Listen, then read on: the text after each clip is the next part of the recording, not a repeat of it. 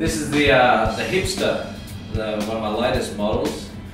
This one here I shaped for Jeremy just recently, and I've just shaped this one here for you. You can see where the name came from, with the hip in the tail of the board here, quite a solid hip.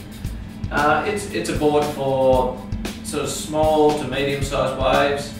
You know, for the kind of surf when your fish or your plonker or something is you know, maybe a little bit too much area, and maybe the waves haven't got quite enough go for your performance board. So something in between your groveler and your performance board. So you can see it really has that. The tail of the board is your performance board, and then once you go a little bit further forward, you've got just a little bit of extra width and just, you know, a little bit of extra planing area and a little bit of reduced sort of rocker there. It's not a real rocker board. So generally you'd ride this sort of board probably a few inches shorter, maybe like 3 or 4 inches shorter than your performance board, and maybe a fraction longer than your sort of fun sort of novelty board, your fish or your plonker or shrimp boat.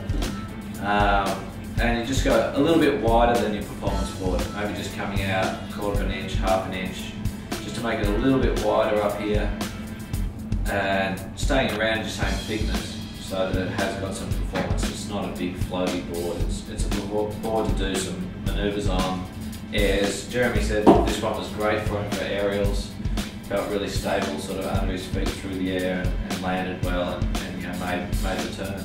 And then you've got that tail that is reduced in, you know, the hip reducing that area in that the front of the board has, so that you've got that performance once you get to the good bit, just to really, you know, stomp your back foot and do a bit of a turn or an air, you know, whatever the section or the waves let you do. So that's the Hipster. It's a fun little board, flies along, and you know, has some performance, but it's not too refined that it's hard to surf on the smaller, sloppier days. Just a great fun board.